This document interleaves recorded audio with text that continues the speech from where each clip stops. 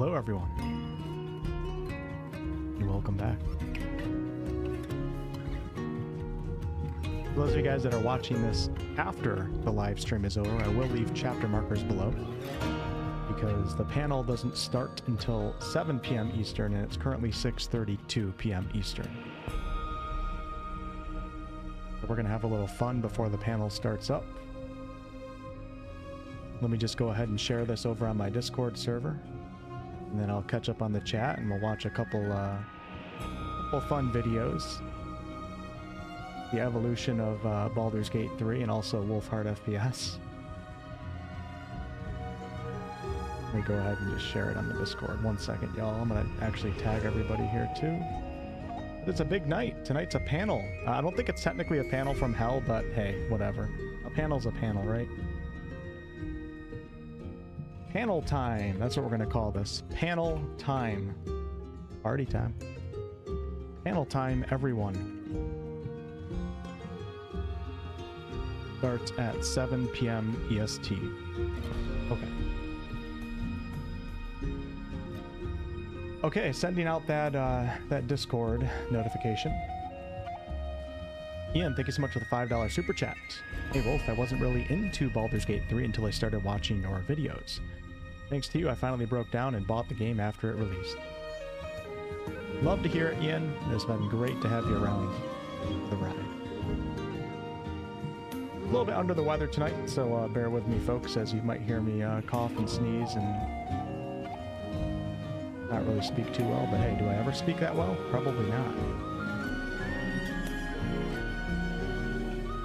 So yeah, welcome everyone, and I appreciate you guys stopping in on this channel to watch this panel called the Baldur's Gate 3 Retrospective, which starts in T-minus 26 minutes. This is pretty cool. It kind of reminds me of the good old days.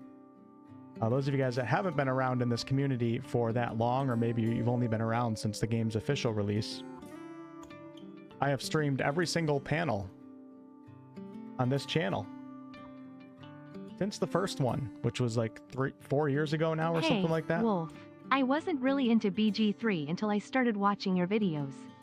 Thanks to you, I finally broke down and bought the game after it released.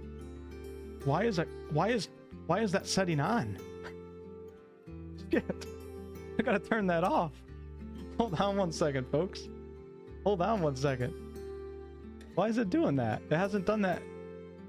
Ian, thank you, by the way. Hold on 1 second, y'all. Oh man. Alert box. YouTube. Why did that have text to speech? I don't even know where that setting is. I haven't messed with it in so long. Oh god. Alright, I'm just gonna mute the sounds for the donations at the moment. And Hoof, thank you so much for the Prime over on Twitch, and hello Nasuna. Good evening. Sir Chonk, how you doing? Appreciate you guys being here. Hello to the mods. I see we got Keith in here. A couple of you guys in this chat have been here with me since the first panel stream, and actually before that. And speaking of that, I figured it would be kind of fun to bring up not only old Larian Studios, but also old WolfheartFPS, and this is going to be cringy, all right? This is going to be freaking cringy, man. I don't know if I can even do this. Samuel, thanks for the 2, man. BG3 is my favorite game. Glad I subscribed. Hey, we even got Red in here tonight. What's up, Red? And Geek. Hey, Geek, what's up? How's the builds going for you? Who else we got in here? BG3 oh my god, is my favorite game, and glad I subscribed. I thought I muted that. I almost missed that massive donation right there. Oh my god, it feels like the old days. You guys remember when I started going live for the first time on the channel? Not the first time, but the first consistent time. And it was like I couldn't handle anything because it was just too overwhelming for me. Yo, thank you so much for the $50 super chat, man. Appreciate that. All right, let me bring up the Twitch chat. Simple Spell, thanks for the Prime. And yeah, so I wanted to show you guys really quickly. Any of you guys that maybe are interested in content creation, or maybe just want to see how stupid I used to sound. I'm probably just being hard on myself. But I wanted to bring up my first ever Baldur's Gate 3 video. and then compare it to like one that we have now, just a couple minutes. And then I got a couple other surprises here. I want to take a look at some of the content creators that were here from the beginning of Baldur's Gate 3's coverage. I'm talking the beginning, not halfway through early access, not when the game came out. The ones that were covering the game since before early access even launched in 2020.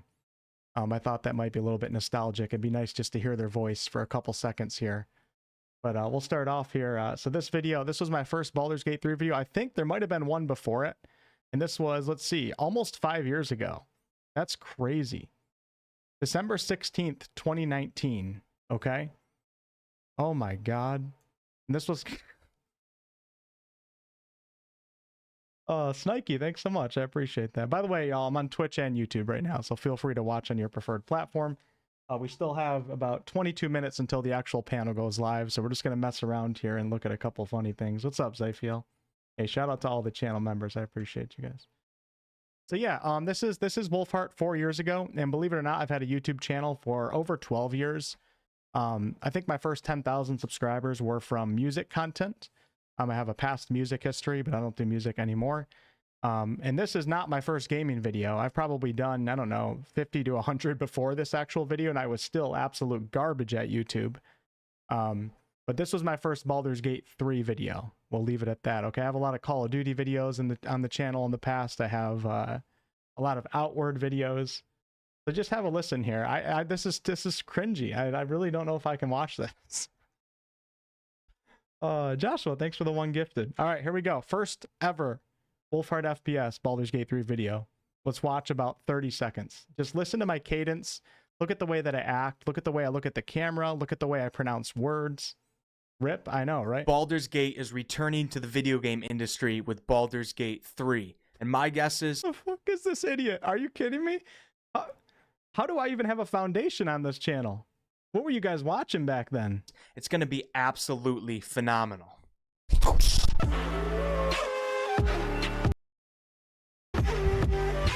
The announcement of Baldur's Gate 3 is very, very interesting, guys. The last Baldur's Gate was released in 2000. That's Baldur's Gate 2 Shadows of...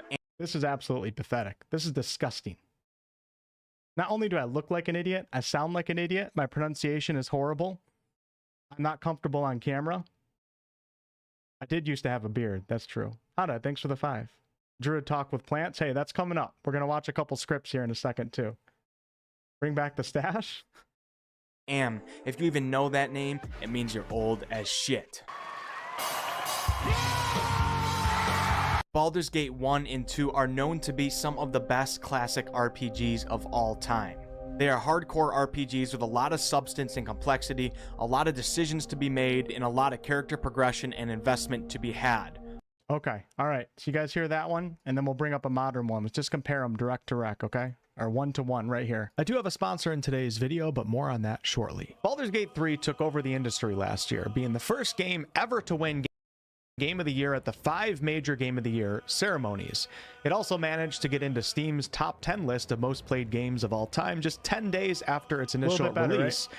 And reviews across the board from critics and regular players alike are overwhelmingly positive. Not only was Baldur's Gate 3 a huge success numbers-wise, the independent studio behind this game, Larian Studios, have become a great modern-day example of what gamers want to see studios become. But believe me, it didn't just happen overnight. Larian has a long, I'd say very, very interesting... That's it. Just wanted to show the progression in Baldur's Gate 3 videos with my comfort on the camera, my speaking ability, my articulation, and all that funny stuff. Just the general entertaining aspects of the visuals in the videos and things of that nature. I thought it was pretty cool to bring that up, but we're going to close out of that. We are done with that for now.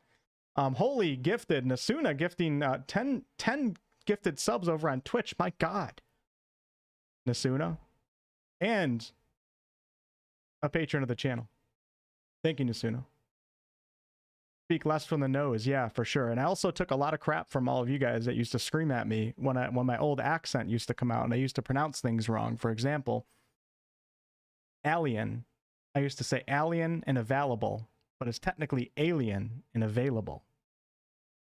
We pronounce A's in vowels weird where I'm from, so I grew up my entire life having no idea that the way that I pronounced those words was off-putting to people or weird sounding.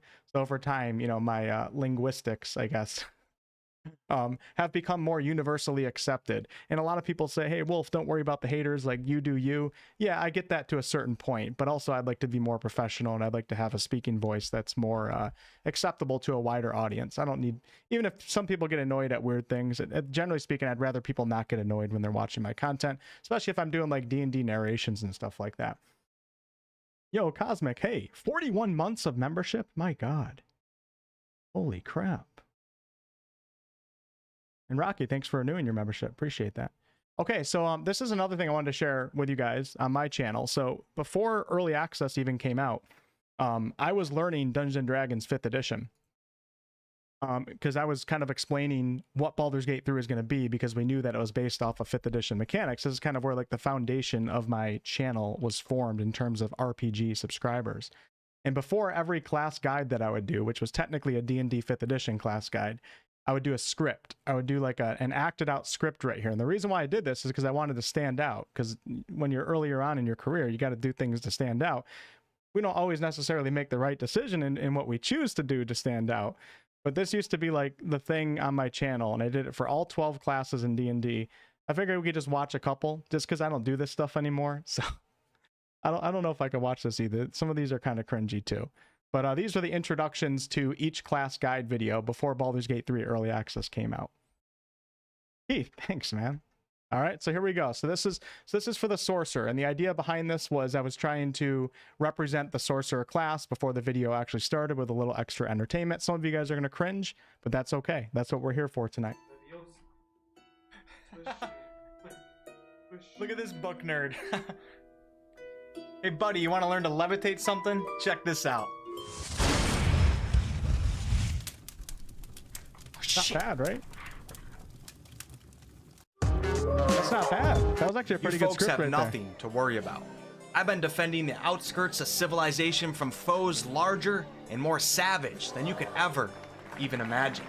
In fact, I gotta get back to a hunt right now. I would tell you guys what it was for, but you probably wouldn't be sleeping too well tonight. No need to thank me, man. Just doing my job. All right, folks, you guys have a nice day. It was nice stopping back in town. It's been, what, 10 plus years? I won't keep you waiting that long next time. Godspeed, peasants. What do you guys give me for acting? C-, D? From foes more savage than you could ever imagine. Man, I nailed it.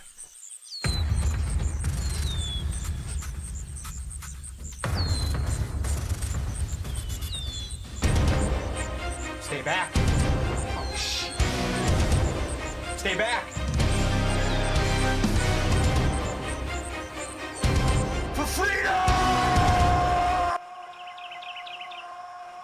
It's so fucking stupid, man. It's so stupid. All right, and then we're gonna go to the last one. So I did every single class. Oh yeah, somebody requested in the chat that we do the plants one. So hold on, we'll do the druid one real fast. And then I gotta make sure I have the stream set up for us. Yeah, man, it's. Sorry. Yeah, man, it's tough out there. Oh, you had kids?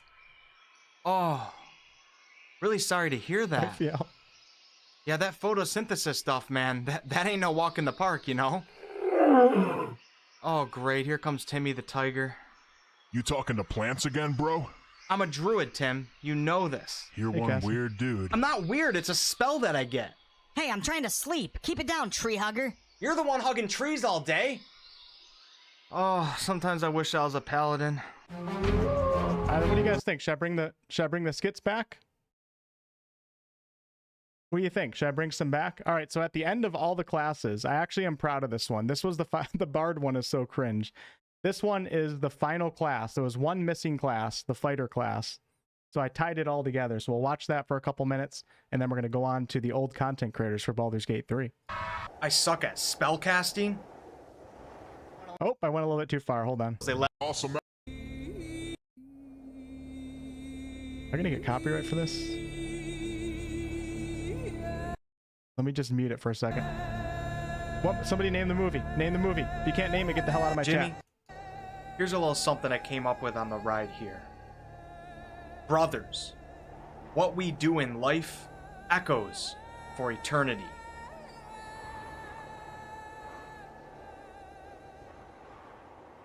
And I'm not doing shit. I'm not funny.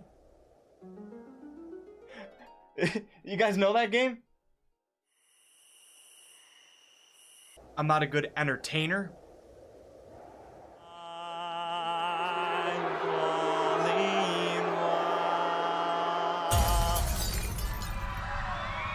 Shit. I suck at spellcasting. Want to learn to levitate something? Check this out. Everyone makes fun of me. Slashing damage. Including the animals. Spell that I get.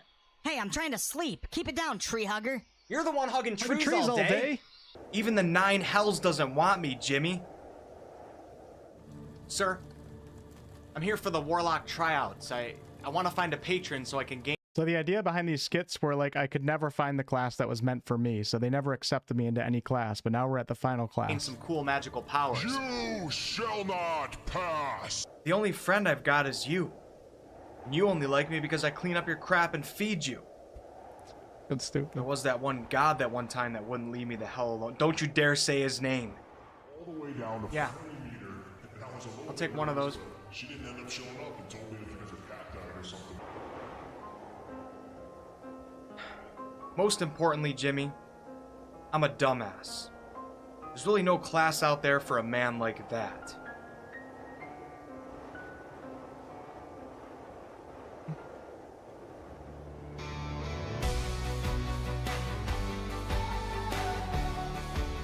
I can be a fighter! I thought that was pretty clever. I thought that was pretty clever for the fighter right there. No offense to all you fighters out there, okay? I like the fighter class, all right? No offense, all right?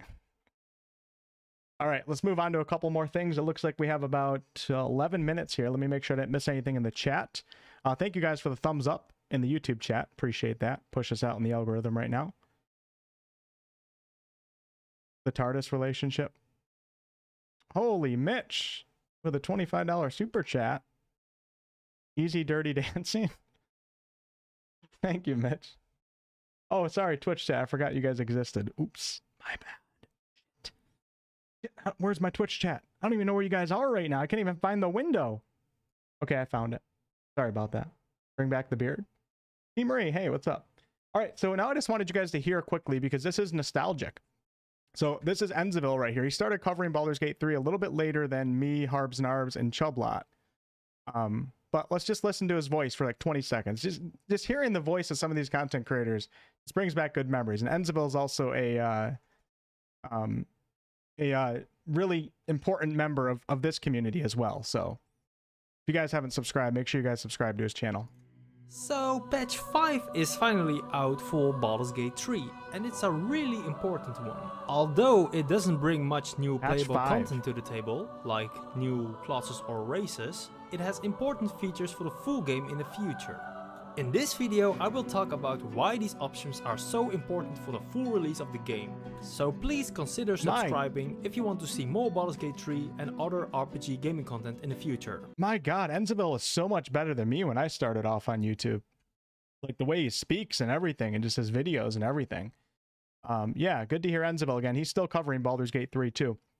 And by the way, if you guys see that I'm not subscribed to one of these creators or something, I'm not on my main account right now. I have like a second account that I go on when I want to show off videos on the stream.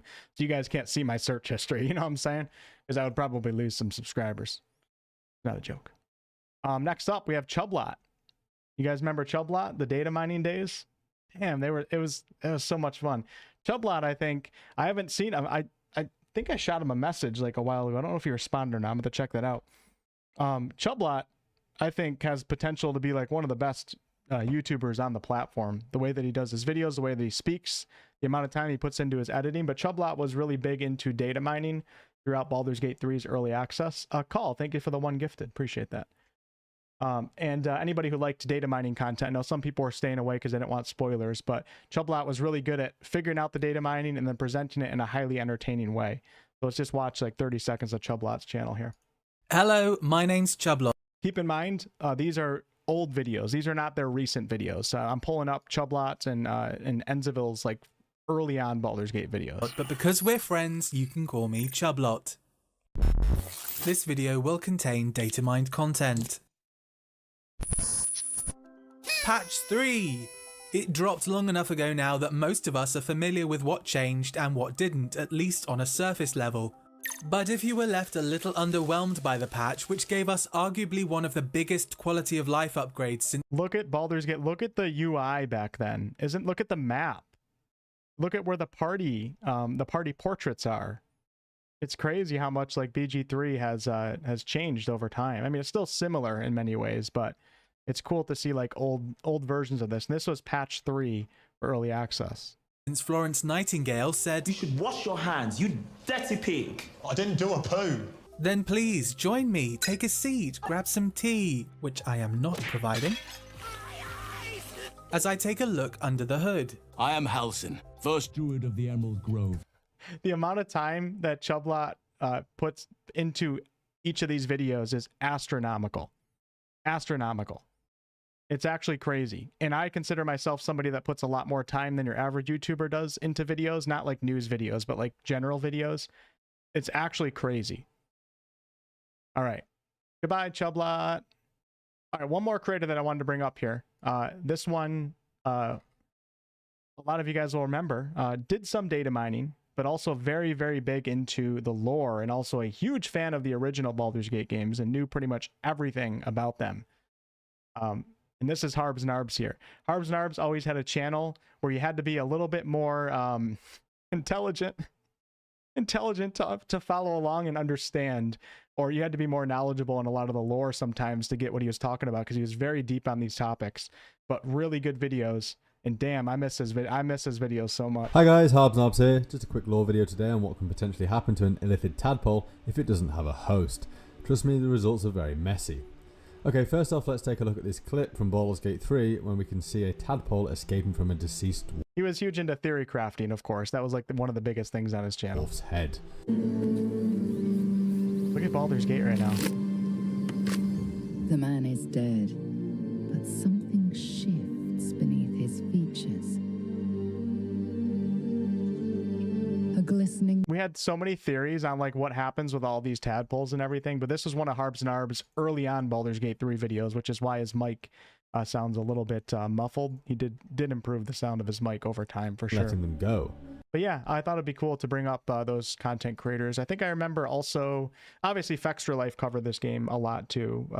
A lot of you guys know Fextra Life, but he didn't have like a focus on it during early access as much as these guys did. I also remember Moonlit Plays too. You guys remember a channel named Moonlit Plays? He had a lovely voice. Hey Willow, what's up? Did I miss anything in chat here? Samantha, thank you for renewing your channel membership. We have about 5 minutes until the event starts, so get ready, y'all. Strap in. It's about to happen. And also, the last thing that I brought up here, I guess, this was the announcement trailer. This came out August 18th of 2020. This is when Baldur's Gate 3 was announced for the first time. Not going to watch the whole thing, but wait. Oh, this is the panel. Never mind. Holy crap. This is the panel from hell. This is the first panel. Is this pack? Hold on. Oh my god, that was loud. This is the first panel. Wow. This was the first presentation right here, I think. Hold on. God, I'm not on my YouTube Premium account right now. This was the first, I think, one of the first presentations for Baldur's Gate 3 that Sven gave, and this was also at PAX, which we're going to be watching here momentarily. The panel is taking place at PAX. Come on, ads! Oh my god. And this is what started all. That's Jesse Cox right there, another creator. Get excited! Baldur's Gate 3, scream for this man! You guys remember this? All right. Thank you. I love you too. Which is a action that you get with your weapon. So each weapon that you get gives you an extra type of action. Yes, I know that you're sneaking. Look at how different this game looks. Look at it. Look at the UI right now. Isn't that crazy? All right. When Sven summoned Mage Hand, it was like the moment that a lot of us knew this game was going to be something special. Just like the amount of player agency and weird things that you could do was like incredible. If you played Divinity Original Sin 2, you would also know what Larian was capable of at that time. And knowing that they were taking it to the next level was like unbelievable hype. summoning Mage Hand and like slapping the Intellect Devourer with Mage Hand and doing all these weird, like, you know, weird things that you can't do in most other games. It was incredible. Look at the action point in the bonus section. You got this. And I think actually the panel's about to start, so I'm going to go over to the Twitch page, but I think Sven actually TPK'd in this particular fight. Maximum HP, she's the guy left. Yep. Oh.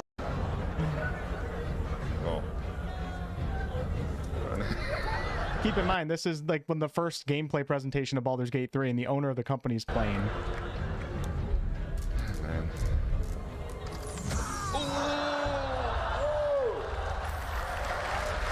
Bravo.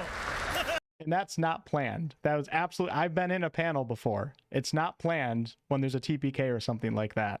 So a completely authentic TPK right there out of Sven, the owner of Larian Studios. Really funny to watch, really fun. Man, Larian really knows how to put on like an authentic show where us gamers can like really relate to it and feel like it's real, as opposed to like a marketing, you know, commercial or something like that. Larian's really good at that. And I think we can probably actually go over to, let's go over to the panel right now to see if it started. I think the only place we can watch it is actually on Twitch. Let me just make sure I got this set up because we are only 2 minutes away. I don't want to ruin that. Is this where it is? The main theater. It should be right here. Yeah, I'm surprised they aren't playing the BG3 soundtrack. Okay. I think we're okay right here. Can some of you guys in chat let me know if... oh, here we go. This is what I'm looking for. Unfortunately, if it's only being streamed on Twitch, that means that I can only stream it in 1040. Or you're only going to get 1040p quality versus 1440, even though I stream in 1440. So just note that right now. Let me just check the Larian YouTube channel real fast. I don't think they're streaming. I think because it's a PAX event, I think it has to be streamed perhaps on the PAX channel. I think that's probably what they're going for. Okay, let me just make sure I got the volume levels right here because I don't want to mess up the show. And yeah, y'all sit back and relax. Let's enjoy the show together, the Baldur's Gate 3 Retrospective. Shout out to my Twitch chat over there. Let me get my chat up so I can see this. Samuel, thank you so much for becoming a channel member. I appreciate that very much. Thank you. Twitch pack stream was muted. All right, here we go. Ready? Oh, we got some old school retrospective music. Kind of annoying. Let me bring that down a little bit. I'll take a look at the chat right now while we wait for this to pop off. That's really annoying music. I mean, it is retrospective, so you got it. It's good music, but it's kind of annoying when we're trying to have a conversation here or while we're waiting for something.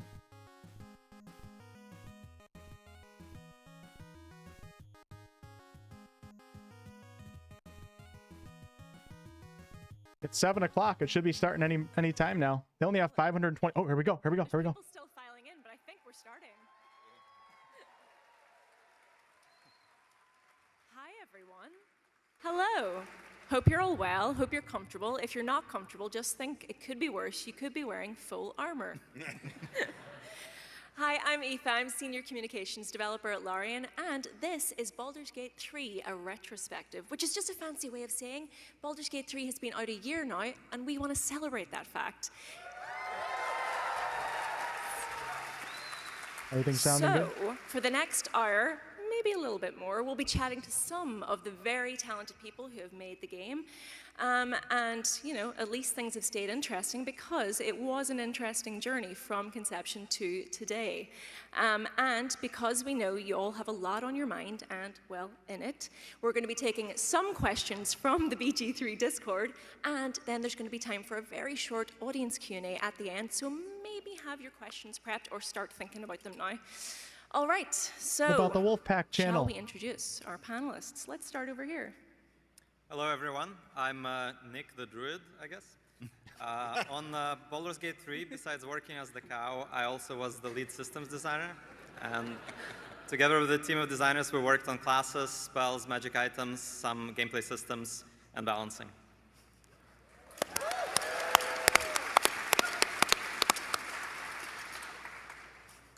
Hi, I'm Elena. I didn't prepare a joke, so Yeah. I'm art director at Larian, and I used to be lead character artist on Baldur's Gate 3. Hold on. 1 second. It's all right, we got time. All right. Elegant. Sorry about that. Gracious. I'm Sven. I'm the game director on. I was the game director on Baldur's Gate 3. I don't want to say I was. It's over. No. And I always have to follow him, which makes me unimpressive. I'm Adam. I'm the writing director at Larian. Woo! And then I have to follow him. It's easy. Oh, yeah. Hi, everyone. I'm Matt Davis. I'm cinematic artist. People also know me as Mavis. I worked on a lot of the cinematics that you saw throughout BG3. There's one in particular that got a bit of a reputation, so... And I'm sorry, we're forgetting a very special guest here. This is Felix. Hi.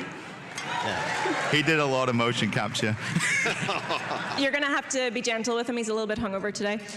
All right, so a year on, here we are, celebrating the incredible achievement that was Baldur's Gate 3. By any standard, this game was a huge success. I mean, you've got an incredible community. You've got yes, absolutely. You've got a truckload of awards. You've got recognition, not just in the games industry, but beyond. So I want to ask you all, what about that journey from conception to today surprised you the most?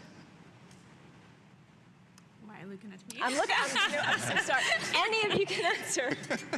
Sven, come on. Let's hear from you. I couldn't hear the question. Oh, well, this is great. We're off to a great start. We have the feedback going on. What about the journey surprised you the most? Oh, so the surprise of the journey. Oh, wow. I think the reaction of the community, to be honest, was the biggest thing for all of us, I would say. We were incredibly impressed by how you all embraced the game and how positive you were throughout actually the entire journey, even when we were spending quite a long time in early access, a few years more than we expected. So I think that's probably the biggest surprise that I take away from it. I don't know about you? Yeah, for me it was, I think back to, we were at PAX, right, announcing the early access launch and showing the game for the first time. And I remember it feels so long ago, being really scared that we weren't real time with pause. And that felt like it could kill us. It was like, you know, there's this entire community of people who've been waiting for a Baldur's Gate sequel for so long. And we were like, and ours is turn-based, and is that going to be okay? And we knew it was good. We believed in it. I mean, Nick and his team did a brilliant job with it. But it feels so long ago being so scared of that and thinking, how will people react? And we always trusted we put the game in front of people and let them play it, then they'll be able to judge it. True, it was risky. So it all turned out pretty good though. Maybe to add to that actually, because another big surprise was also the community, but then in a different version. When we showed the game for the first time, it was here actually at, no, it was in Boston. It was at PAX. Boston, it was PAX Boston, at PAX East. And we are developers, so we assumed that everybody was going to see, oh, they still have a lot of work, so this is where they start, this is not where they end. And I remember we were showing it to a crowd, and we got a lot of engagement from the crowd. And so we felt really positive when we got out of that room. And so we went, and it was also being streamed. So we came out of the room, and I got a phone call from my mother. Says, what have you done? And I said, what do you mean? And he says, people are so angry at you. And so this was obviously because we started from the Divinity Original Sin 2 engine, and people were saying like, hey, this is a Divinity 2 Original Sin ripoff. And I remember all of us being super surprised by that. I remember that. Yep. Well, I mean, I think one of the things that I really admire about Larian and the game's development process as a whole is how candid the team always has been, just about the mistakes made along the way and like the lessons learned. What were some of the toughest moments for you all, pre-early access, I guess, of that journey? Yeah, I'd say, well, for us, like, when we started properly working on cinematics, like the tools that we use, that we had for the release, they did not exist when we started. So it was a case of like, you know, sitting down and just imagining how it would go so far down the line. Like you can't picture it now. the amount of progression that was made over that time, it really was striking. And it meant, obviously, as well, because we're in the iteration phase during early access, there was, you know, as the players, they could see it themselves as well, you know, as the cinematics grew and became much more refined, and the quality just kind of went up and up and up. So I'd say that was like a great thing to see. The good news is the writing team knew exactly how to write a cinematic game. We didn't. We were giving them stuff that was absolutely written in a style that didn't give them the visual space to be creative at first. So we had to learn how to work with them, to let them do their best work. And then for the artists, they put the camera in places you didn't expect it to go, right? So.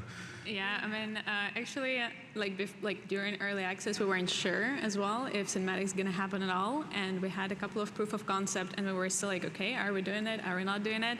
And then we decided to do it, and we decided that the camera is gonna be quite far away from the character, and we're never gonna zoom in as close. And the next thing we know, they're zooming in on a goblin toe. Yeah.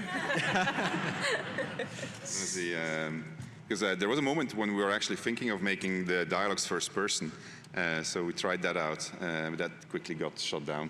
It was, I think it's probably true to say that the biggest challenge was the fact that this game was going to be cinematic, and we had no idea what we were doing, because we were about 120 people, and we ended up with 400, and a lot of that was driven by the sheer amount of cinematics that we had to put inside of the game. So that was it was quite a jump for us, and dealing with that was really, really, really complicated. So, I mean, the early stages of the game weren't just about designing the game, they were also about adapting the pre-existing rules, lore, and mechanical parameters of Dungeons & Dragons. What were some of the biggest challenges there? Well, we thought the job of designers was going to be easy, because we have a design document that's just the printed books, right? So it felt like, well, it's going to be as easy as just giving the book to the programmers, let's just get it out very, very quickly. And before you know it, we're deep down in community forums, reading through people arguing what exactly was meant by a certain passage and how crit fishing on a paladin is totally legitimate. And we essentially had to recreate ascended bugs because that's what everybody expected. So that was a really long journey. And it was great that we had a lot to draw from. So D&D has a wonderful community of creators, of people who think very hard about the rules, who try them out. We literally went through forums looking through homebrew rules and seeing like, okay, this is a rule that players very frequently change this way. Like the rule where you cannot cast like a full action spell and a bonus action spell on the same turn. That's just something that frequently just fell on by the wayside. We're like, okay, so we're not crazy. Some people do it, so maybe we can try it as well. This is really great to see this design process in the wild and then kind of being a part of it as well. Yeah. Yeah, it was, I think one of the things that struck me the most was how very specific we had to go for every single spell almost, because when we worked on Original Sin 2, we had a system where we could reuse a lot of code, and here we almost, for every single spell, it had to be a separate system, which added tremendously to the workload that came out of it. It was that was quite a journey. And then when we got it into early access actually for the first time, and we had our version of what we said, these are our homegrown rules, and then we saw the community who didn't agree with that. That was also a very interesting moment in our careers. And do you think maybe Baldur's Gate 3 has influenced Dungeons & Dragons going forward? Well, I mean, yes. I don't know. I mean, like in D&D video games. We just heard that the introduction of weapon masteries. Weapon masteries is something that Nick and his team worked on a long time, just trying to figure out how to make the fighter more interesting from the get-go. That's how that entire discussion. We used to call them weapon actions, I think. Yeah, weapon actions is what we internally call them. So there's been a bunch of things that influenced it, I think. What were some early concepts from each of your departments that didn't make it or were changed for the final game? I mean, we did mention the cinematic camera, of course, but are there any other examples of it? Oh, there were a bunch of it. Let's see. Oh, Carla, obviously. Yeah, I know there was. so the game was much bigger originally. In our heads, you were going to be traveling, you were going to have so many more regions to go to. That's crazy. Then as we started exploring the density, which is always a journey when you're making a game, the density that we needed to make the game interesting, we realized we're spending so much time on every single square meter of this world, we have to make it smaller. And so that actually it slowed us down tremendously. And then what Adam mentioned also was once you started looking at how cinematics interfered with the actual gameplay, we had very long... again. Sorry? Us again. No, but we had really long discussions about it, right? Because, I mean, it was, from a gameplay point of view, you wanted to be able to approach something like the Goblin Village, for instance, from any direction. But from a cinematics point of view, you wanted to make it dramatic, and so, but you never knew where the player was going to come, you never knew who was going to be dead, you never knew what the player was going to be doing, you didn't know how many characters were going to come. So that introduced a lot of things. So as a result of that, we had some darlings that we needed. Oh, we had a cover system also, remember that? Yeah, we really experimented quite a bit with it because it's part of the indie rule set, but we just found so many problems with how it works in 3D from top-down camera. But otherwise, I would say for gameplay, we only grew. We added a subclass at release for everybody. The reaction system was put in place purely because community really wanted it. That's a really good example of what we added in early access, what we really didn't plan. We really hope that we're not gonna just get away with not pausing the game because it's so difficult technically, and things like sound really hates when you stop things and you have to, like, what do you do with sound? You know, you're casting Fireball, there's now nice going on, and then gameplay says, like, now we need to pause. It doesn't work this way. But yeah, I think for us it was just continuous, like more. Guys, I just want to say the YouTube chat's cooler than the Twitch chat. We got Dave Jones over in the YouTube chat, Helson's voice actor.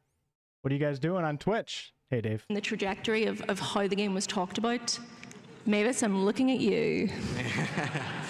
Yeah, so that one came about. That was an interesting one, I would say. Did you get a call from your mother? I did show it to her the next day after the stream, the panel from hell, and I remember her words. She was like, "That's weird." Very supportive though. So, no, I remember talking about like it was signified a kind of an upward turn in the momentum towards the launch of the game, I think. And what makes it even better was I had no idea that it was going to get shown at that panel from hell. I remember we were watching it in the Dublin office, and you had just shown the Karlach romance. Yeah. And I remember it was you, Adam, you were on stage and you're like, we've shown you one romance scene, now let's show you another. And everyone in the office, no one really copped it. I immediately knew. And I was sitting next to Sinead Brady, our VO producer, and she was like, "Oh, maybe it's Gail's romance, you know, in the knows nice us too well." And I was sitting next to her, and I turned, I just said, "They're doing the bear." And she was like, "Yes, they are. They're going to do the bear." And then the scene started, and everyone in the room just turned and looked at me, and I was just like, "Oh." I got to see that live in person. But yeah, to see the reception it got after that was just like, it was crazy. Like, it was the first thing that I worked on, you know, to take off like that in that way. And yeah, I'm really happy with how the community took to it. That's an understatement. Yeah, I remember when we were doing...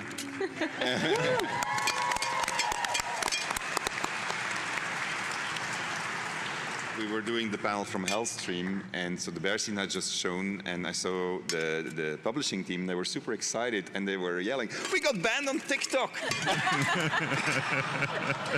Knowing that it was going to get quite some attention. But for real, like, was there ever any hesitancy to actually doing it? Because it was going to cause quite a stir. There was actually some debate just before the show also, because we wanted it to be chosen by the audience, so we didn't know what they were going to pick. And we were actually more uncomfortable about the other part. It's spicier. Yes, the non-bear version would have got us banned from more than TikTok. So there was quite some debate, but then we said, okay, this is what the game is, right? And I mean, this clearly says it's a mature game. I mean, it's funny, so we'll just go for it. And then it got picked up, and it became rather interesting. What the reaction was. It's actually because Matt mentioned that we showed the Karlach scene as well, and we did talk about that too. We wanted to show the breadth and diversity of romance in the game, so we wanted to show that there were different kinds of moment. Because I love the burst scene. I think it's fantastic. I think it's incredible. But we didn't want to be, romance is just this to us. We wanted to show the breadth of it. Yeah, I mean, like the team's openness, this scene and other things aside, has really helped give insight into the complex development of any game, how complex it can be, and how making even the most successful game is often 2 steps forward, 1 step back. The other way around, reverse that. But has it been difficult to maintain that level of openness as the game has, continued to flourish and the team has? I think she's great for Larian, by the way. Under more attention, I guess. She has quite the resume. There's definitely more pressure, industry. and we certainly get a lot more feedback than we used to. But we're trying to just remain who we were when we started out. I mean, it worked for us. I mean, so we know that we can fall back to where we were when nobody knew about us. So this is but I don't think we can make it any other way. I mean, the development culture at Larian is really very open and very introspective about what are we fucking up, how can we do it better. And the panels from hell were a huge part of that as well. I mean, they're always fun to watch people getting turned into cows and etc. Then the opposite way. And the opposite, absolutely. But how has the success for Baldur's Gate 3 set Larian up for what's next? I mean, you've got more studio space, this team is bigger now. What can we look forward to? Well, I mean, so when we started, we were about 100 people, and so we grew to 400 people. We had to learn a lot of new processes, things that we didn't realize we needed. Especially, I mean, cinematics obviously was a big part in it, but also we started adding so much permutations and so many dialogue options that we needed tools to be able to handle this. So we got a lot better at handling our own chaos, but really only to be able to do more chaos in the future. So, for instance, the thing you're referencing, we now built a large recording studio with multiple studios where we can record a lot simultaneously. And the reason we do that is because we know we change our mind very often, and we want to adapt to the feedback we get from players, which means that you have to do a lot of recording near the end when the game is fully playable. I mean, one of the huge problems that you get with an RPG is that it's only fun when there's so many systems that are ready. For a long time, it's a very boring thing because it only works when everything fits like clockwork. And so you need to be able to continue to adapt rapidly, even if your production values are high, which is the case in BG3, and certainly for the next thing that we're going to be making. So we picked up really a lot. It was a really huge learning process. And the funny thing is that we just, even despite all these things, we just keep on running into trouble with whatever new things we're just starting to do. All the new trouble. And we wouldn't change it for anything. Remember the floods at let's Larian have Studios some during questions early from access? Discord. So, from Nay, I really love the descriptions under each item. Some are funny, others reference the lore of D&D. How did you come up with all of these little texts? How long did it take you, and which ones are your favorite? So the non-vocalized text, so I always call them readables, they're really good fun to write because there's less pressure. They don't need to be recorded, they don't need to go through cinematics, so it's actually like a little palate cleanser at the end of a day often that you write those. I do remember one day where we had to write 20 cheeses, and that wasn't a great day. Just trying to make cheese interesting over and over again. Shout out to anyone who enjoyed them. And then, but you're also trying to get across lore, so it is actually a very useful tool for people who want to engage with it. So you can put in the details that the people who really care will dig into. There's a lot of little bits of backstory and some pretty emotional bits in there as well. There's a lot of stuff in the epilogue. We had a lot of fun there because we had the mailbox where you can catch up on everyone at the end. So it's very useful for that. But it's a completely different type of writing. So I think for any writer, it's nice to have, I get to write something where all the other teams don't need to be aware of it straight ahead of time. It's a little bit of freedom there. So they're a lot of fun. Yeah. Nice. Next game. From Proxygate Tactician, which cutscene in the game took the most time to create, and which is the team the most proud of? He has an incredible YouTube channel, by the way. combat over, I would say. Oh, Jesus. That, yeah. For me, anyway, specifically, because that was so this is the sequence at the end of the game, and basically all our permutations that we have at the end of the game, well, they have to end up somewhere, and they all end up in this one single file. It's like looking into the eye of God looking at that dialogue file. Yeah. It's crazy. If anyone remembers, I think there was a post made on Twitter, and it was a shot of the dialogue file, and it was Rafiki superimposed on top of it. That was that scene, and that took quite a few months of work from multiple artists. It was that big that we had to actually split it up between people to work on the different chunks of it. And I think it came together, like that was, we're in the lead up to release, and we had to get it all in, and I think we did a good job in getting it all working and structured in the way that we wanted. And we will never do it like that again. Spoiler, we will.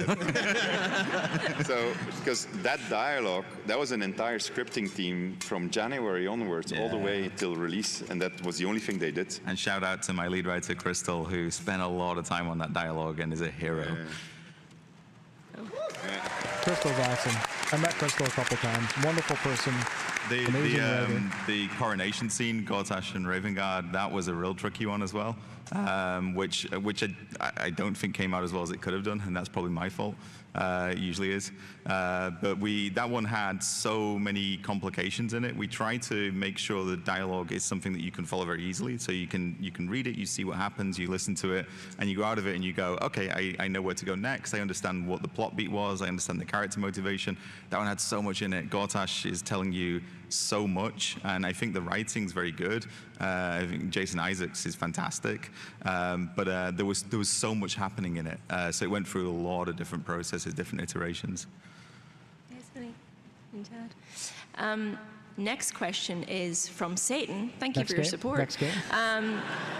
I recently discovered that in the first camp there are chairs hidden underneath some scenery objects to simulate sitting on them for the tiefling party, for example. Would love to hear about other such workarounds. There's a lot of faking going on in the background, and it's super interesting. Chairs are just magic. We use it for everything. We have people like hanging. It's actually an invisible chair with a special animation for sitting. So essentially anything where a character is attached to anything, that's a chair. Our scripters are just chair masters. There's a lot more chairs than you think there is. Any other ones? Well, maybe helmet hair was one of them, right? I guess it's like a system that we introduced. It's kind of faking, but then again, so to be able to preserve your hair type, we came up with a system where we would customly make hair of each type. So like you have wavy, curly, afro hair, straight.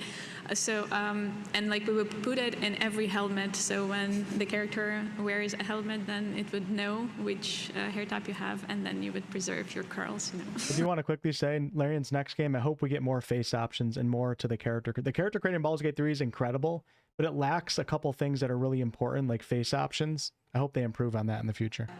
Kotatsu. What advice do you have for newbie concept artists trying to break into the industry despite its current state? Anything you wish you could have told yourself when you were starting out? Yeah, so we see a lot of concept artists who are starting out who are really focusing about on the polish and the quality of the polish of their work. But what we want to see and what we're most interested in is the ideas. So if you're starting out as an artist, it doesn't matter if you're a concept artist or any other type of artist, we wanted to see fresh things that we haven't seen before. We wanted to see quick iterations, explorations. We don't want people to just spend hours and hours trying to get the material of the metal, right? Like to paint it. So yeah, that would be my main one. And I guess kind of looking back at my career journey or journey as an artist, I think it's very important to get the philosophy right. And I think at Larian, we try to encourage people to think about the game, right? And the game is the focus. all the good things come from there. Like the decision that you make, if you base them from the point of, is it going to be fun for the players? Is it going to be good for the game? Will players enjoy wearing this outfit or looting this weapon? Is it going to bring them joy? And then if the answer is yes, then it really helps you navigate those things and then make the right steps.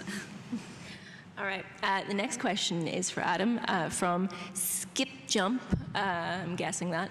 What works did you take inspiration from when crafting the narratives? Did any specific piece of media spark your writing? I'm going to shock you. So Baldur's Gate 1 and 2 were pretty big inspirations. Heard it here first, folks. So, I mean, it's going to differ for every writer on the team. So my philosophy of writing is an art, but it's also a craft. So I'm very much a believer in maximum input. Bring in as much as you can from as many different sources as you can. I actually think the worst thing you can do if you're making a game set in the Forgotten Realms is read a bunch of Forgotten Realms novels, because you already have that as your base, so you want to bring something new to it, something different. I read a lot of Shakespeare because I'm that guy, so you'll notice bits of that. A couple of us are big Shakespeare people, you know, we're writers. But reading outside of fantasy, it's like, you know, you can get stuck in a rut, I think, if you stick within your genre. So if you play through Baldur's Gate 3, I think you can see, you know, there's a lot of different subgenres in there. We try to lean into horror at times, comedy, romance, tragedy. And if you you can become too vanilla, kind of, I think if all your input is the same. So I'm actually more inspired by films than books a lot of the time as well. Like, I think very visually, he would disagree with that. but a lot of the cinematic influence. So like, I can't be. People ask me afterwards if you want to talk about my film list, because I've got a lot of things. Yeah, a lot of sci-fi, a lot of horror actually, leaning away from just reading fantasy. I think Adam has a couple horror books. So the next question is from Brimstone. It says, what new avenues were opened up from the upgrades to the Divinity engine from 2.0 to 4.0? Were there things that you wanted to do in DOS 2's Divinity engine that couldn't be done due to engine limitations, and that informed the upgrades for Divinity Engine 4?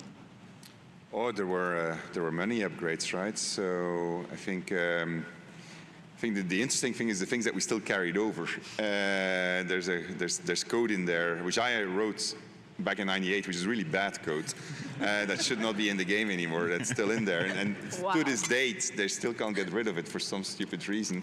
No, I mean visually it got a lot better. Streaming was a very big thing that was added to it. For better or for worse, the opinions are divided.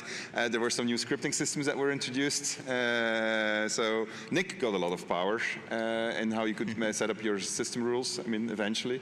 Yeah, it's what Sven mentioned with the spells, the fact that most D&D spells have some twist to it. That twist means that some designer somewhere needs to define how it will work everywhere. So you take something like Chill Touch, and it's like a normal damage spell, and then at the end it says like, oh, by the way, you cannot heal, all right? And it's like, oh my god, how are we gonna make it? So we did empower designers quite a bit to create very custom things on the fly, both for the player spells and items, but also for the combats, the encounters, the kind of things that the player has to go up against. Without those tools, I don't think it would be possible to make a game as diverse as BG3, so really happy about that. I would also like to make a shout out to our game graphics team, because without them we couldn't have made like the game that would look so well. And yeah, if you have seen some of the early prototypes that we've shown, yeah, I mean the lighting, the materials, skin definition, like a lot was done with the help of the great Programmers Now team. Isn't it crazy that we're over a year past the official launch? Over 4 years since early access. Also, a shout out to the DevOps team, actually. We didn't have a DevOps team when we started on BG3, but we build it throughout. DevOps is basically people that support developers with special tools and processes, and they did a lot of automation for us, without which it would have been completely impossible to finish BG3. As a matter of fact, the end of development, it was for a large part, well, not large part, but it was consisted of just keeping on buying new computers and servers and servers and servers just to be able to do more and more and more tests as the game was trying to test itself automatically. I mean, like, so without that, it would have been completely impossible, because you have to realize whenever you did 170 hours, 180 hours of cinematics, something like that. Around that, I think, yeah. Yeah, so somebody had to watch these things, and because they broke down the entire time, because there was always something that went wrong. There was moments, actually months before release, everything was black. You remember the big lighting disaster of 2023? Yes, and that's another big thing, is like every second of this footage has to be watched, but it doesn't have to only be watched once. It has to be watched over the numerous iterations that the scenes have, and it also has to be watched when there's, you know, a random change is made in the engine that breaks everything, like the screen just going black. We have to be checking constantly throughout the process of making the game. That's a lot of bear sex. So much. The next question is for Nick from Brahman. Have you ever had to clash with the creatives and tell them that their outlandish ideas were going to sink the project and lead to its demise? And were there ever any moments where you had to concede and let the developers cook? Is that today or ever? Just the last half an hour. Well, it's really, I would say, the opposite. Whatever idea or feature we work on, we want to make sure that it has at least a modest chance to bring down the whole project. Because, well, like, you play a lot of games, a lot of really good games are coming out, right? So all of the easy things have been done. Everything good that's left has some risk. There's always some creative risk, and so for us it's a matter of managing that creative risk and sometimes making sure that we take enough risks because we want to keep you guessing. Like, hey, you can turn into a bear, but can you climb on the ladder? Can you talk to other animals? Why is it always bears? I don't know. We want, when we describe a feature, we want the player to go like, are they really doing this? I have to try it, right? Are they really gonna do it? Can I really throw the final boss? Well, not the final, but can I really throw Gartash off the cliff with teleportation? I'll check it. So it's we rely on our designers and everybody in the team actually to continuously generate something like, hey, let's do something crazy here. This question continues actually and says, in that vein, how important is it to build trust and understanding between you and the development staff, and how do you build the kind of relationships that are necessary to create this kind of game? I would say that at Larian we try to keep things relatively flat as an organization. So each individual designer is really the owner of their thing. So isn't that amazing? Somebody working on a feature, even if it's like a feature like digging for treasure, for example, they are really the creative director of that feature, right? So we try to make sure that there's ownership, and it's that designer deciding what should happen, what is the best for this feature, for their idea, and it brings out a lot of energy from people, a lot of excitement to work on this. Everybody feels like Baldur's Gate 3 is really their creation. The next question is from Mavis from Sabe. Hello. As the certified #1 Halcyon lover, I want to ask Matt Davis specifically, what was your reaction when the idea or brief was given to you? Were you given any context behind it? Did they just drop it on you like, oh yeah, you're going to have to animate a suggestive smirk on a bear?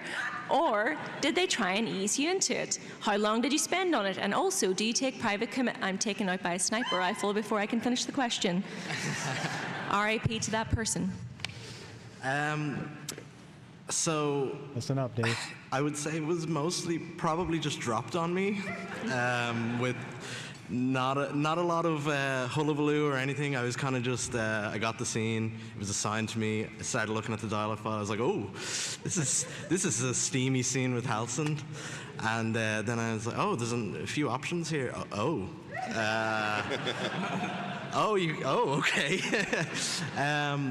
And so I was like, how do I do this? This is so I kind of just started piecing things together, just ideas, and kind of just started building it out, and it was starting to come together like relatively quickly, like that part of the sequence. There's actually a lot more work went into the non-bear romance part of that dialogue. There was, a lot of work had to be done in that, but yeah, I pieced together the bear side of it, and I don't think anyone really had seen it too much, like outside of maybe my direct lead.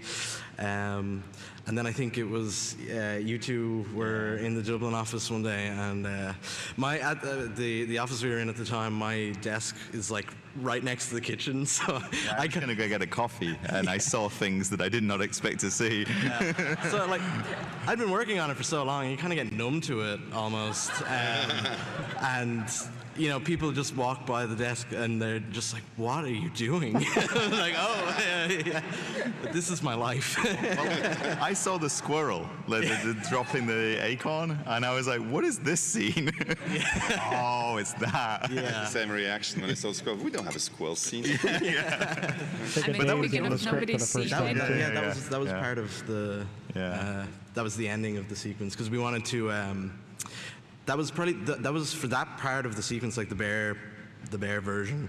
The squirrel was, I think, the only custom work we did for that sequence, because we wanted it to, it's like this is very comedic. We need kind of a slapstick sort of ending to this. So I remember having a discussion with Graham, my lead, and Chad, our lead animator, and I was like, we gotta do something with this squirrel, because we had in the script, it was like a squirrel appears and runs off into the brush, and we just kind of workshopped it and came up with the idea of the nut. And Chad as a lead doesn't get to animate very often, but he was like, "I will do it right now." And he ran to his desk, and we had that animation done within like a day or two. So it came together very quickly in the end. Squirrel makes the scene for sure. You guys think that Without nobody it, it's sees kind of the weird. work in progress shots, but we have spies, and then those spies, they like just take this like very raw block out white box of the scene, and then they just PM to everyone. It's like, "Have you seen this?" So we've seen it. Yeah, once word got out of that scene, it kind of did the rounds around the Larian Slack channel anyway. All right, and then I guess the final is just a sort of general question that Discord quite enjoyed asking. How did Larian handle the huge company growth? How does Larian avoid layoffs? And how do you maintain the small studio energy / culture? Basically, advice for smaller studios starting up in the current environment. It's a lot of questions in one, I'll grant you. So, I mean, we have multiple studios across the world, so that helps. So each studio is not too large. So I think that's probably the first step. So whenever you step in one studio, it always feels like a smaller studio rather than one large studio. So I think that's a very big thing. We, especially in the last year and a half, last couple of years of BG3, we spend a lot of time reviewing the game, and so everybody watched the same streams when people were talking about it. It's what Nick said, it's very flat, right? So anybody could give feedback and people would react to it right away. So I think that if you can figure out ways where people can engage directly and say like, well, I think this is what should be happening, and there's that discussion, and there's engagement, and sometimes it steers the game in a certain direction, you will manage to keep that feeling, I think. It's obviously not easy because we also are learning what it means to be a larger company. I mean, like we're game developers, so we're not managers per se. So it was interesting to see how we grew, but you adapt as you go. I think the thing that unites us all is that what Alina said, you're making something for a player and you want the player to have fun, and as long as we put that in front of us, I think we will stay as we were, hopefully. Yeah. Can I just add one thing? Because we recently met up, a lot of us in Barcelona, to talk about future plans and what we're doing now. And so we had all these really brilliant people talking about what their departments were doing, and it was really cool. But the thing that stood out to me the most was actually something David Walgrave said, who is, how long's David been at Larian now? He doesn't want his age to be known. Yeah. He's 22. Very long. And at some point, he's a producer. He's talking about production realities. He's talking about all this stuff, which can be quite dry. And there was a point when he said that he was walking around the office recently, and he said, I saw a bunch of developers gathered around a screen getting excited, and that's what game development will always be, no matter how big you are, no matter how small you are. And that's true. Yeah.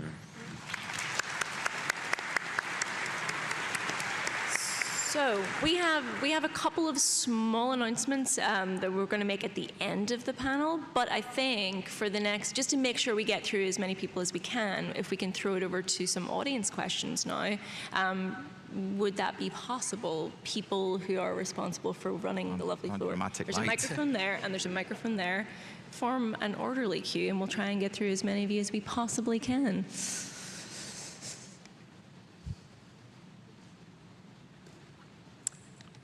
Hello. Hi. 500 hours. I know, okay, so I know one big example with story changes is I know you guys made a lot of changes with Will's story between early access and full release. But were there any other major story beats, maybe with other characters or arcs that wound up getting changed? Yeah, quite a few. Yeah. I mean, so one of the, I'll be quick on this, but there was a lot of stuff where we need real estate to tell the stories. So as you move through the game, the companions particularly, you need to find the place where you can tell their story, where it's not stepping on the toes of the main story or another companion story. So we did have a bunch of different locations planned where we could tell some of those companion stories, and it slowed the game down. It didn't feel right, so they end up, a lot of them happening in the city. So you get a lot of those stories resolving in the city. But like with like Karlach changed a lot because we had Karlach as an NPC in early access. We didn't know the full story there, and actually once we kind of landed on the heart and the Infernal Engine, it started to come together. And then one of our principal writers, Sarah Bayless, picked up the character and ran with it and made it into something that we didn't imagine. You know, she just created something with it. But there was a lot that just, you hear the phrase cut content a lot. The content wasn't cut. We never finished it because there was a point when we realized this isn't telling the stories we need to tell it. But there was a lot of stuff that didn't make it in. Yeah. Thank you very much. And you can find me afterwards and we can talk in more detail. What I was saying earlier is I wish I could have gone to stuff. this. I had plans on going to this, but I'm going to Cali in a couple days or next week for a couple other gaming type things. I didn't have time, unfortunately, to make it work. Way towards player feedback. Can you tell us about a time when you thought, no, it's the fans who are wrong?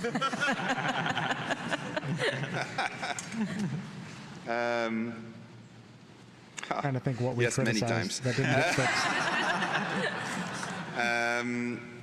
So I think there were a lot of requests. Like recently, we see that people want us to keep on making changes, and so and we could do that, but then we would never make something new. And at some point, you have to accept as a developer, like, I finished my work on this game, I will move on to the next thing. Just like you finished your work on a movie, you're not going to change the movie post factum.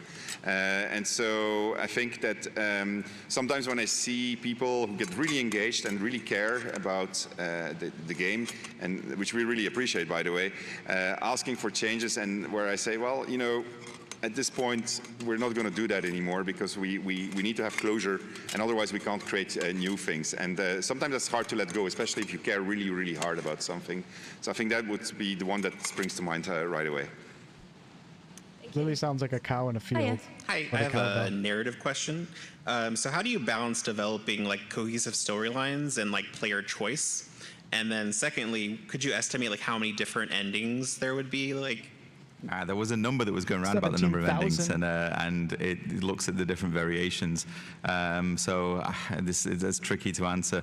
In terms of balancing it, I mean, it's the same as actually what everyone else would say about this, I think, at Larian.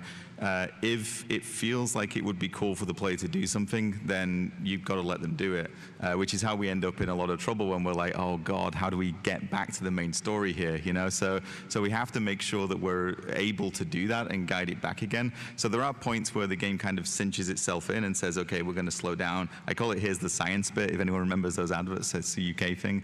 But the points when it just says, okay, I just need to make sure you're on track. But we try to avoid them. really, it is about saying we have a story we want to tell you, but we want you to be able to engage with it in the way that it feels most fun to you. And it does mean that sometimes you've written a dialogue, you think it's really good. Sometimes the cinematics team have done their work on it. Then someone walks past as you're testing it and says, "Why can't you do that thing in this?" And you go, "Fuck." And you go back to the beginning and you start again because they're right. I don't know if that answered the question fully, but yeah. Awesome. Yeah. Thank you. Hi. Hi. I'm in love with the characters and their stories, and I was wondering if y'all are like open to or have plans to expand or continue their stories in the form of like a book or graphic novels. Wizards of the Coast owns that now. No. No, and the answer to that is that those rights lie with Wizards of the Coast now when it comes to books and graphic novels. So that's a question for them. Okay, Yeah. thank you. And I don't think they're here. I bet you Wizards will do something Were with there them, any though. lessons you learned from making Divinity 1 and 2 that you were able to carry into making Baldur's Gate 3 and making it a better and maybe more cohesive and structured game? Yes, many. Really, a lot. I think what Adam was just hinting at, the way that you respect agency and still manage to tell the story, we got better at that, and I think we can get a lot better at it for future games also. So that was a very big one. I think one of the biggest things that we learned, or at least that for me was a big learning, is making sure that whatever you put in a game is important all the way through and just doesn't die out in the middle of the game. So those were very big lessons. If you look at the original Sin 1, it had moments where it started dying, and you can actually see that in the average time played. And then in DOS 2, you could see that the average time played went up, and then with the BG3, you saw it really go up. So I think we did something really good there. We can still get better at it, but it is, I think those were really important lessons, and there's many, many, many more. You can ask afterwards if you want. Thank you. Thank you. Hi. Hi, so I'm a QA tester, and when I play BG3, I think this must have been super fun and also a nightmare to test because there's so many complex systems, and I just know that there's like a million ways to break those. That's what we were for, us early access anybody that players. this might apply to, are there any specific bugs or bug trends that came up during development that really made you go like, oh shit, like what even is this? How do we fix this? You want to take that one? Well, the hardest parts were actually testing something that goes throughout the entire playthrough. Because if the game is 100 hours long, that's what, more than 2 work weeks to test that. It's fairly impossible. By the end, we were tackling it in various ways. So we had people who were speedrunning specific kind of storylines with specific choices just to see if all of the endings line up properly. We had automated testing that was catching all kinds of technical issues as well. So it's really a mix of different techniques that you have to employ. That would be probably, the Baldur's Gate 3 would probably be impossible to just test normally. You really have to automate part of it and be smart about it. So there were days where you'd get to work and it would be, today you are Will, you are dating Lizelle, who will defy Blackheath, and your father will die. Have fun. You have 4 hours.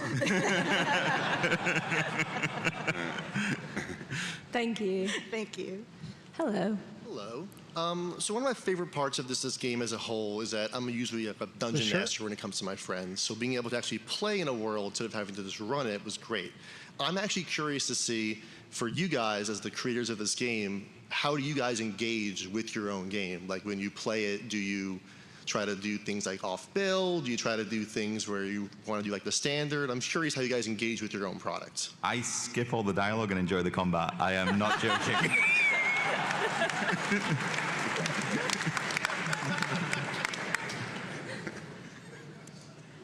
I honestly mostly look at what playtesters are doing and what other people are doing.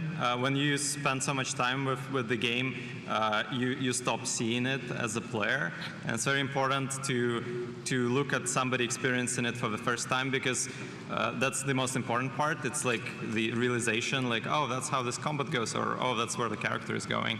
So for us, it was very important to organize internal playtesting and literally sit with playtesters, look at them when they're playing, and then talk to them after. it gave us a lot more insight than trying to do it yourself, because you also saw all of the previous versions of the game kind of just layering together, and you would start forgetting like what was the newest part and what was the problem you fixed last week. It starts to blur together. So it's super important to put somebody fresh next to the game and go like, what do you think? Thank you. Hi there. Hello. I was having an argument with a friend recently, and he asked me why the sexuality in Baldur's Gate is acclaimed and beloved, while the sexuality in other games like Stellar Blade is sometimes seen by some people as controversial or distasteful. And I knew that Baldur's Gate 3 does it wonderfully, but I couldn't articulate a good response to him as to why. So I'm wondering what you did to differentiate how sexuality was portrayed in your game as opposed to how it is in other games. You want to take that? Yeah, I mean, I think for us, it was, we wanted to present people that felt authentic. So whether it was their sexuality, parts of their identity, their traumas, we wanted them to feel authentic. And I think when they feel authentic and they feel like diverse people with different problems, different attitudes, and different kinks, arousals, fetishes, whatever it might be, seriously, like, I mean, I think if they feel authentic, then people embrace them as authentic people and characters. I actually, very true. I mean, I don't think sexuality should be controversial.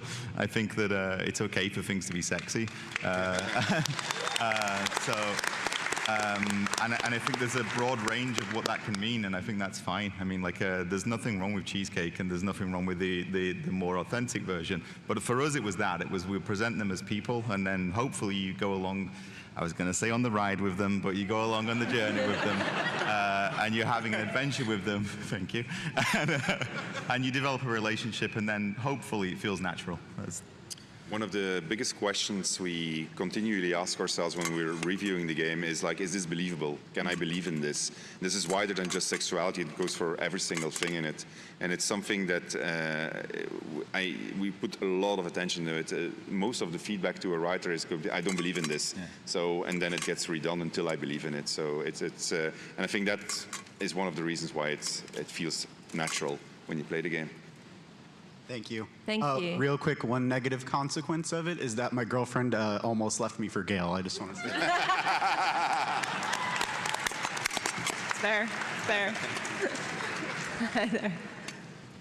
Hi. I was just wondering, given that you've had such rapid team expansion, what's the #1 thing that you guys look for somebody who might be a future team member or who's applying for your studio? Good people. Bring us something we don't have. Yeah, that's a good. No, like a lot of people are applying. I won't lie, but we know areas where we're missing, and if you can come and point out, like, hey guys, your stuff is kind of not great, and here's how I will make it amazing. Sure, let's talk. Applying for learning is gotta be tough now. They're the rock stars of the industry, right? That makes a lot of sense. Yeah. You got to be top tier. Cool. Thank you. Pretty We've maybe cool. got time for, let's say, one more on each side. Makes you excited for their if next that's couple cool. games, right? Hi there. Hi. I just wanted to ask about your design process when changing rules from original 5th edition, because there's a lot of stuff that you mentioned earlier about like implementing homebrew rules, but also there are some things that were removed or changed because they're kind of too complex for a video game. Like like the spell suggestion wasn't present, which is one of my favorite to play, but one of my least favorite to DM. And I was just wondering like what your design process was with that, with changing them or removing them, and if there's any you regretted doing that for. It was absolutely agonizing, right? When we got to divine intervention and it says like, yeah, you can ask for anything. What do you want? I mean, we can't just let you email us what you want and then patch it later. Right? So holy crap, we in the had game? to try to pick our battles. So we tried to do our best within kind of the limitations of the possible within the video game. And then sometimes some humor also helps, right? Like we pick the animals that are kind of funny to turn into. And so you maybe give us some credit despite us not letting you turn into every single animal that you could possibly think of, right? Thank you. Final question. So thank you for making a great game, and also very much thank you for the upcoming modding, official modding support. That being said, is there any things that you might be looking forward to, like basically like seeing if a person makes a mod for something, like something that you'd be like, I hope they make this. Party size. Sorry, Already I didn't been get done. the question. What are there any particular mods that you're excited to see, or like? Oh, like this. Styles. So we're going to be.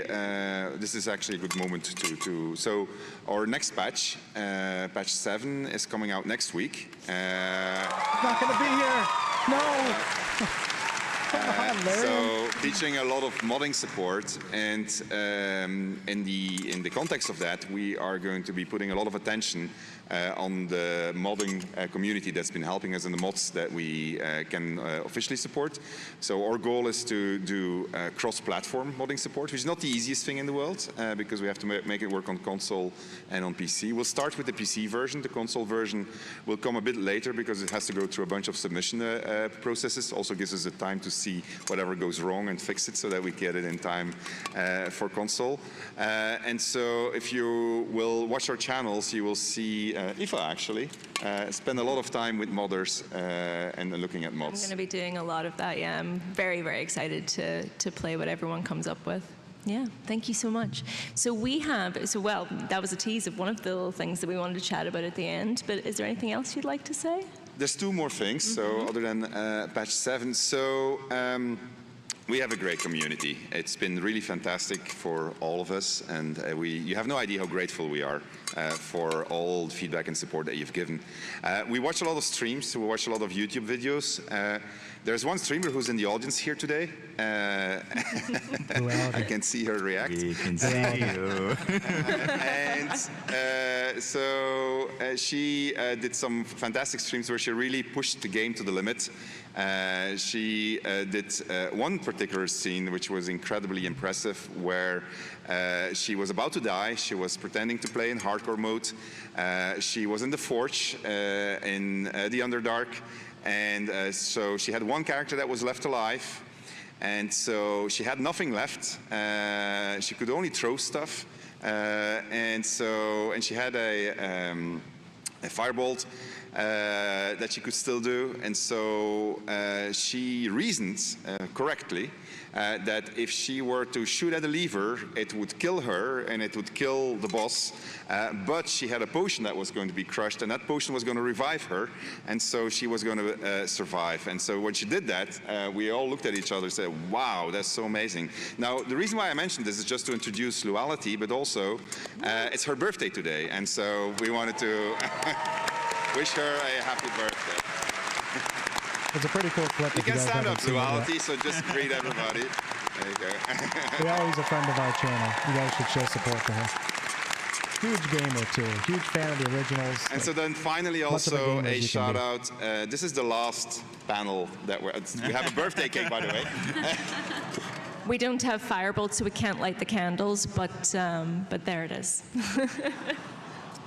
And so this is our final panel. This is for us the closure of what has been a hectic and an incredible year for Baldur's Gate 3. We're obviously still doing a few updates, but for when it comes to us talking about Baldur's Gate 3, we want to go back to our cave. So we're going to go back to the cave. The armor is going to go on the wall.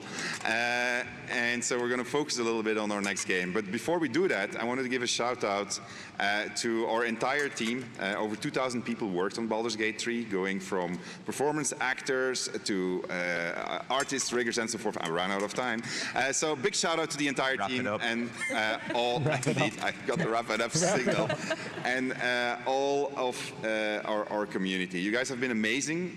I hope you'll see us here back in a few years when we have something new to show you. But now we need some time to go and work on it, actually. So thank you very much for everything. Thank you. All of it. See you on the next one. We're not going to reveal the next game. We have a little while for that.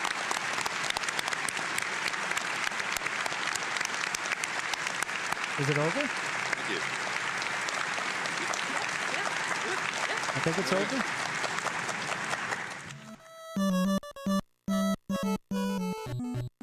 Is that it? Really? Honestly, I thought they had something else planned for it. But hey, bravo everyone. Wow. It's been a year and now, holy crap, over a year since Baldur's Gate 3 launched and over 4 years since it launched into early access. What is this right here?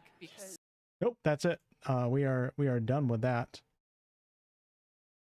And it has been an incredible time, especially here on this channel with all of you guys that have been here since the beginning, which has been an absolute blast. And you guys changed my life for sure, because I'm coming up on 4 years of being a full-time content creator. I think actually, what are we in right now? I think October. I think October was when I quit my old job, actually, and went full-time. Now, unfortunately, but fortunately, man. Hey, first of all, shout out to Dave Jones in the YouTube chat. Actor for Helson. So that's pretty cool, Dave. Thanks for hanging out here. I appreciate it. You guys think I should try to get Dave on the channel one of these days? What do you guys think? A little interview style video or something like that? Yes or no? You guys let me know in the chat. But thank you, Dave. I'm surprised I didn't really talk about the actors and the voice actors too, because they were a huge part of Baldur's Gate 3 and also its success too.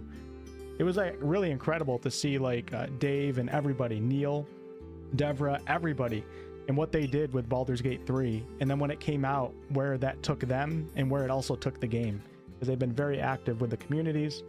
A lot of them became streamers. It's actually crazy. It's incredible. But yeah, it's been awesome. Unfortunately, this really sucks, man, because oh my god, you guys don't know. I'm so happy for you guys that get to play the patch next week. But I'm gonna be leaving on Wednesday. For two things that are under NDA, I can't talk about them. Two very different things from one another. One of them is like, you guys will see eventually. It's pretty cool. I had two pretty cool opportunities. But then I'm also going to be on a mini vacation with my father. He's going to be meeting me down where I'm going. So I'm not going to be here for the launch of patch 7. I guess it depends on what day it comes out. If it comes out on the 1st, 2nd, or 3rd, which it's probably not going to, my guess is it comes out at the end of the week. So unfortunately, I'm not going to be streaming it, and I'm not going to be able to cover it either, which sucks. Job security wise, because I've been itching for some content to cover. But with that said, I have other good opportunities, and when I get back, I plan on doing an entire full playthrough of this game. The most evil playthrough you've ever seen in your entire life is what I want to do. Probably Dark Urge again. I love the Dark Urge playthrough, and I just want to see where we can take the game with a shit ton of mods. And I've already played patch 7 closed beta. There's actually something coming out soon that I am a part of. You guys will see eventually, but there's so many cool mods. Unfortunately, none of the mods are like story or like quest focused. You're gonna have to look to Nexus mods for that. Most things are like appearance or like quality of life or party size increase or added companions or different classes. There's no like, you know, Act 4 or anything like that. The official modding tools don't allow that, unfortunately. But there's a lot of really cool mods that I'm really excited to come back and play. But like I said, it's probably, I'm assuming right now, I'll try to maybe cover it while I'm gone, like do like a quick phone video or something like that, but I probably won't be here for the launch of the patch, unfortunately. But yeah, appreciate you guys hanging out today. As always, I will continue to cover everything Larian Studios. Can't wait for them to announce their next 2 RPGs. You guys got any guesses as to what it might be? What do you think? We getting a sci-fi RPG? I think it's safe to say that both of them will allow great player agency, whether they're action RPGs or whatever. I think it's safe to say that one of them will be turn-based. And I feel like one of them is going to be sci-fi, one out of the two, just because of the language that Larian has used in the past. And I'm pretty excited for that, because we have 2 RPGs, so I'm more of a fantasy fan over sci-fi, but I think it'd be cool to see Larian's take on sci-fi. And there's 2 RPGs coming out, so hey, if you're not a huge fan of sci-fi or whatever, like there's another game that they're working on, so I don't know how many resources they're putting towards, you know, each particular game. Like, are they like 300 devs working on one and 100 or 150 working on the other, or how they're doing that? But I guess we'll find out. Hopefully, I have a feeling that next year we'll probably get an announcement trailer, possibly for one of the games. maybe an announcement trailer followed by like an early access, maybe like 6 months to a year after that. That's what I'm guessing right now. We are currently in, we're about to enter, okay, so we're at the end of this year. Yeah, my guess is maybe like late next year we get like the announcement of one of these games. Maybe middle, maybe in the summer like they did with Baldur's Gate 3. And then we do know that they're going to be planning at least an early access for one of the two games. So we're going to have a lot to do on this channel. And I'm assuming the early access is going to be at least a year long, maybe longer. One of the reasons